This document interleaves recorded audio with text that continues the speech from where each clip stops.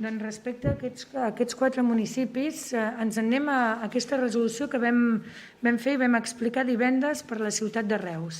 De fet, vostè mateixa ha dit, no?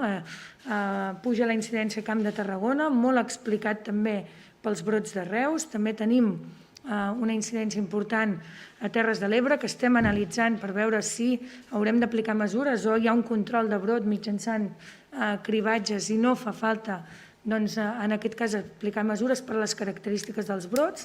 També en aquests municipis dels Vallesos, però estem actuant a diferents llocs dels Vallesos, més enllà d'aquests municipis, doncs, des de fa forces dies. I, per tant, passem a una resolució tipus que vindria a ser la de Reus, que és un punt més exigent de la que ha estat fins ara les resolucions que hem fet per Barcelona, l'àrea metropolitana i també la ciutat de Figueres i Vilafant, que ja no està actiu i que havíem fet en el seu moment.